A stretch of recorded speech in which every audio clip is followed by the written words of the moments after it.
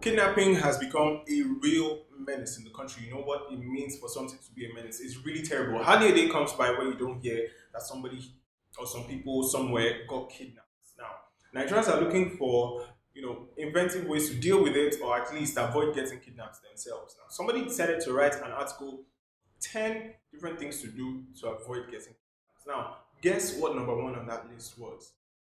Pray not to be a Nigerian. I'm like, Nigeria in the mud. Do you agree with that person or not?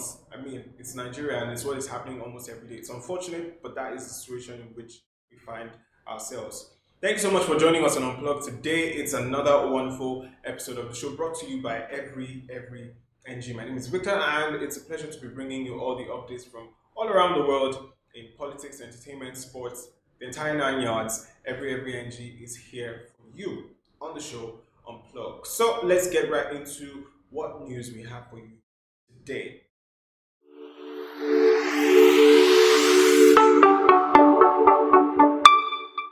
We'll be starting off with reality TV star, of course, from Big Brother Nigeria season 5, Neo. And this one is quite hilarious. I think I want to even shade Neo on this one. Now, he made a tweet, he was like, I have never shaved my eyebrows. And not long after that, he tweeted a picture of himself, and his eyebrows actually looked all shaved and trimmed and all. And one of them was standing higher than the other one. I was thinking, was he just cocking his eyebrows, or what is Neo doing with his eyebrows in this picture? Now, anyways, the young man still looks good, and I'm wondering if that is a trend that maybe a lot of young men might want to, start copying from now on. Who knows? But Neo is a fine boy anyway. Take nothing away from him. Now, away from Neo, let's talk another housemate from BB Nigeria season 5, and that is Wathoni. And this time, Wathoni has backed herself an award. It is from the Eco Heritage Awards, and of course, you can see that picture where her biography was being spelled out and everything. And I'm like, wow, it's good to see these housemates doing really well for themselves. The other day, it was Nengi that won the Influencer of the Year award. Of course, she even beat a fellow housemate on the same season to that award. So it's good to see that these housemates are really faring well for themselves outside the house. Okay, now let's talk Bobrisky. Bobrisky, always at the center of one controversy or the other.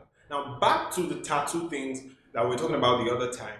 Remember, there was this young man who, made a video with his mom. His mom even went all out to ask Bobrisky to help her son. It was like, good body, man. Absolute man. Help my son, this, that. And a lot of people were like, oh my God, what is going on here? Now, this young man, maybe aspiring cross-dresser, tattooed Bobrisky's face on his arm. Now, came out to reveal that the reason he did that was because he was expecting Bobrisky to help him financially. But it did not happen, unfortunately for him. It did not happen, and he went all the way. He even met with Bobrisky, but apparently it didn't happen. He was thinking maybe he would get some money to kick off his career, but nothing happened. But then he had some advice for Nigerians. He was like, if you want to do something that seems extreme or anything like that, like of course getting a tattoo of a celebrity on your arm, make sure you're doing it out of love, not because you're expecting anything in return. And I'm like, okay, so what's the moral story? You just admitted that you did it for financial reward, but you didn't get it. Now you're telling us to do things for love. Apparently, the young man learned his lesson, and he's just, trying to make Nigerians see sense in the entire situation. Well, that is that. Let's move away from Bobrisky now. Let's talk something on the national scene, and it has to do. Okay, no, before the national scene, let's talk something that has to do with Nigerian fathers. Um, of course, you will have one or two stories. When it comes to how you bonded with your parents, maybe you bonded with your mother in one way, bonded with your father in another way. Well, Nigerians on Twitter decided to share some experiences that they had with their fathers growing up, and there were a lot of hilarious experiences. There was this particular young man who said that he was somewhere on the road or by the roadside buying okrika, and then his father drove by, just pretended like he didn't see him and just drove away. By the time they got home, father was like, look at the way you're embarrassing yourself. There were so many hilarious stories. There was one that said he was talking to, she was talking to a boy outside their gate, and the father entered the house, did not say a word, and locked them outside. from inside. I'm like, oh my god, where did you people see your own Nigerian fathers? Because man, I cannot deal with some of those stories. But I'm sure you have one or two experiences that you have with your father. Just share in the comments below. I would like to know what yours was. All right. Now, to those important national stories I was talking about earlier. Now, this one has to do with the Nigerian Air Force and the Nigerian Army. It's quite unfortunate, but the Nigerian Air Force launched an attack that was supposed to be against Boko Haram insurgents somewhere in Borno State, but accidentally killed about 20 men of the Nigerian army.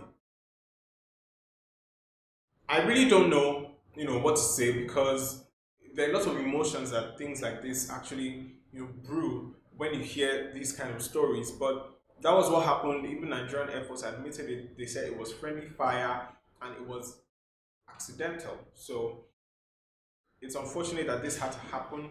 And the Nigerian Air Force has come out to say that they are currently probing this particular incident, and we hope that we can get to the bottom of the matter.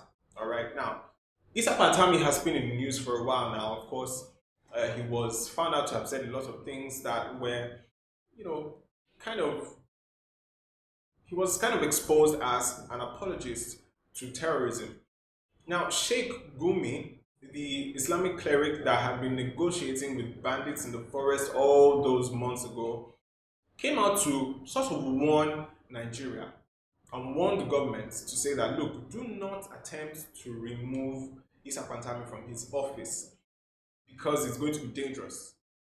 It's dangerous to do that. I mean, this is a man who did something so terrible. A lot of people have been calling for him to step down, for him to resign. But you're saying it's going to be dangerous to, move him out of office, whether he resigns or he's removed from there. And I'm wondering, okay, what is the danger in doing the right thing?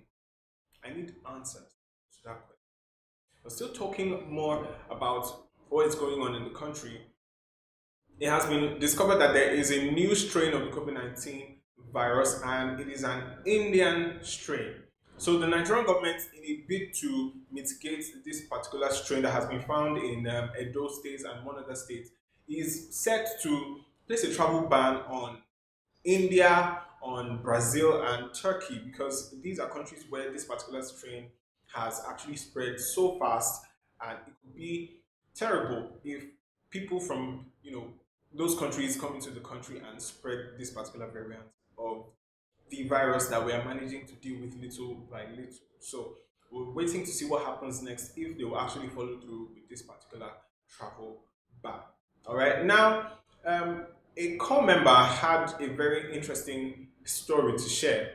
You know how it is with corpers getting their place of primary assignments. Sometimes it's not what you want, so you ask for a rejection letter or something like that. Well, this particular young lady of the National Nigerian Youth Service Corps, National Youth Service Corps, I beg your pardon, was posted to a school and she decided to go get a rejection letter.